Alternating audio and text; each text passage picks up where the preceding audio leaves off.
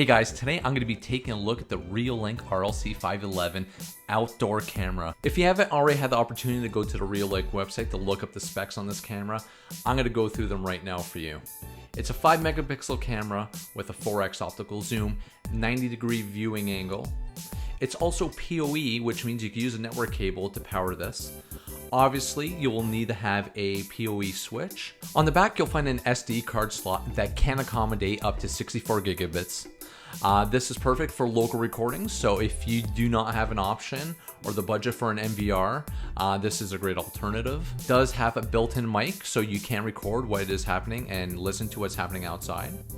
It is also IP66, which means it will protect your camera from the elements, rain, water, snow. And lastly, this camera has an operating temperature of between -10 Celsius and +55 Celsius. And if the RLC-511 is anything like the previous models, I've been able to run mine in temperatures much colder than -10. So let's get into the unboxing.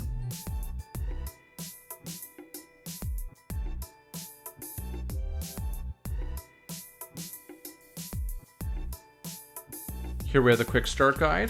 This will just take you through the camera connection diagram and how to set this up. Next here we have the drill template. So this will help you with the drilling locations to make it a nice easy setup when drilling. The ReoLink 24-hour sticker. I don't like putting these on. I'm not a big fan of these, so this will probably just end up going into the trash. Here we have our network cable. It's pretty short. I think I'll probably just use it for setting up the camera. Here we have an Allen key and the screws to mount it onto the wall. Here are some waterproof connectors, I guess. So you just run the cables through here and it makes it waterproof. Right here we have the actual camera.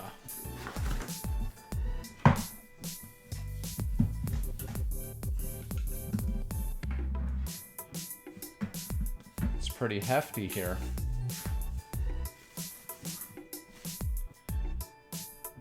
It's a beautiful looking camera here. Here we have a spot for the network cable. If you didn't have a PoE switch, you can run regular power to it, but obviously you'll have to buy the power cable separately. This here is the reset switch. On the back here, let me see if I can push this down here. Well, I don't know if you can see, but here we have the spot for the micro SD card slot. You will need a Phillips screwdriver to take it out, which is good.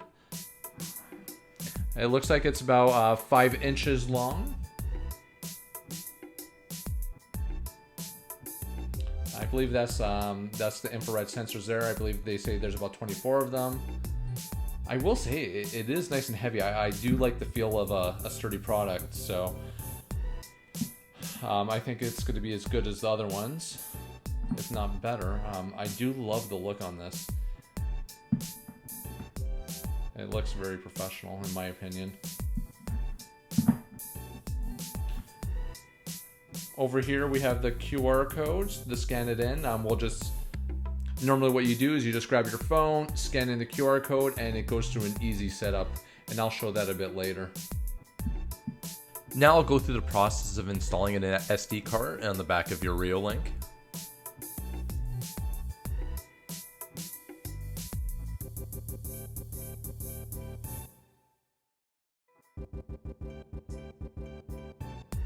So after you're done unscrewing your SD card cover slot, just place in your SD card. I chose the Samsung Evo 64 gig, fairly inexpensive off of Amazon. Also, when you're placing the card in here, just make sure you put the SD card in with the contact sensors facing up. Otherwise, you will not be able to get it in, as you can see from my demo here. Once you feel the SD card click in, you should be good now to put the cover back on and boot the camera up. And one thing to note is after you boot this up, you should go in and format the SD card. Otherwise, you may not have any of your footage recorded. So let's try avoiding that.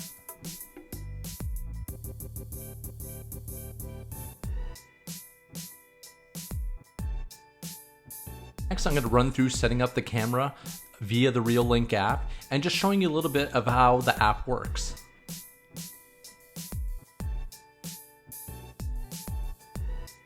So here we are now back in the ReoLink app. As you can see, I have a bunch of different other ReoLink cameras, and we're gonna add our new camera, the RLC-511, just by hitting the plus sign on the top right hand corner, which will then present us with a QR code, which we are gonna scan off the camera. Once your QR code is scanned in, you'll see the new camera now in your list of cameras. Hit the gear symbol, press uninitialize device, and this will guide you through the process of creating a password as well as naming your camera, and give it whatever you like, something meaningful. Hit next and then finish, and you're all set.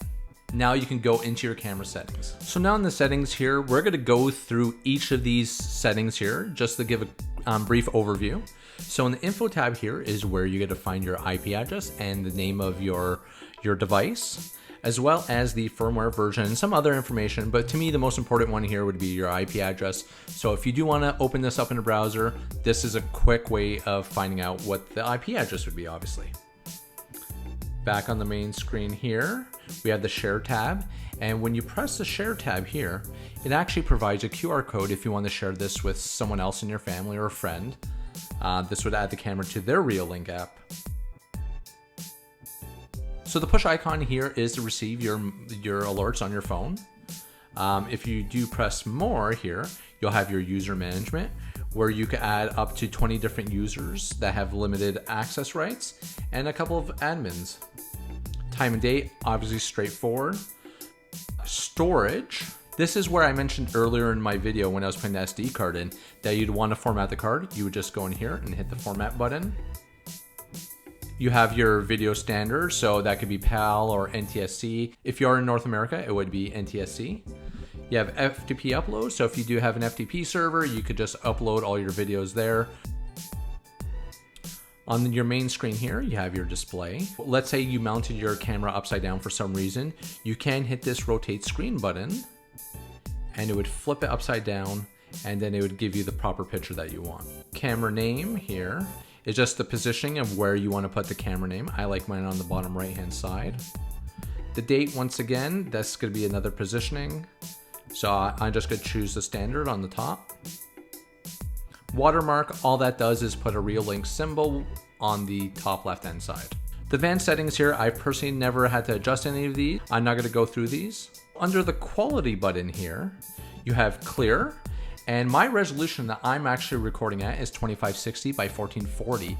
And this is actually a 16:9 ratio. If you do go the higher route, so if I just click there and choose 2560 by 1920, this aspect ratio is actually 4:3.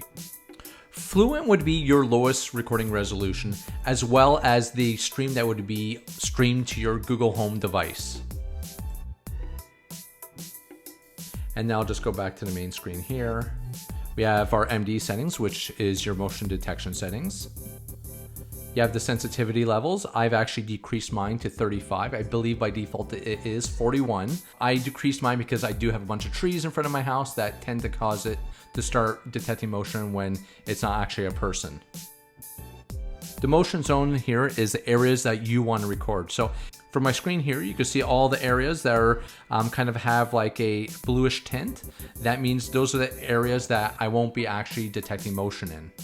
And if you want to add some more areas or disregard some areas, you just hit the pen, and then after you just put the area that you want to block out. So you can see that I just added that there. I'll just erase that now. Now back to our main screen. Our record settings are here, so make sure you have the blue toggle on. Your record settings are set to overwrite, so if your SD card does fill up, it will overwrite on demand. Pre-motion recording, so it will keep recording from a few seconds before the actual event takes place. Post-motion recording here, you have a few different options. I chose to leave it at the default of 30 seconds. You have a recording schedule. I have mine on motion detection throughout the entire day. We have our email settings. Your notification settings, this is just a schedule, so if you don't want to get alerted in the middle of the night, you would just go in here and put it in whatever schedule you like. Record audio, I've obviously gone through. Your infrared lights, I like to leave this on. And if you just want to delete the camera altogether, just press the delete button.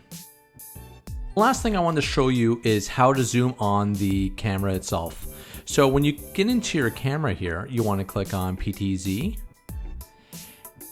And then after, click the focus button.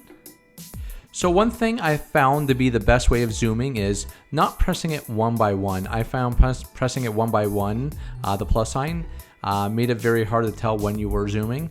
What I like to do is actually hold down the zoom button for the quickest zoom.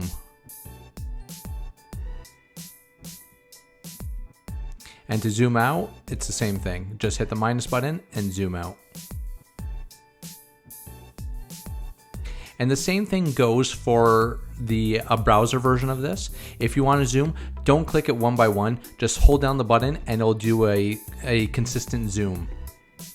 Now that we're done going through the app, next I'm going to show you some actual footage from the unit, and I'm going to show you how it works on Google Home.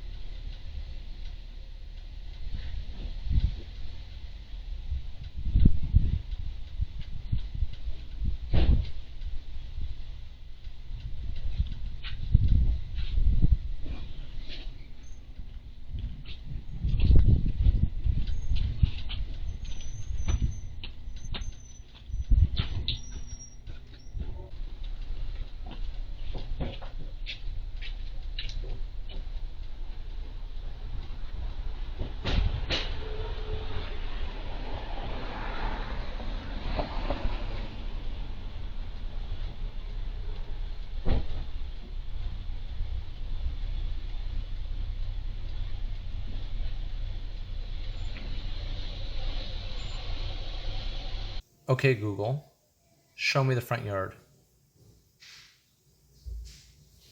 Okay, streaming front yard on master bedroom display.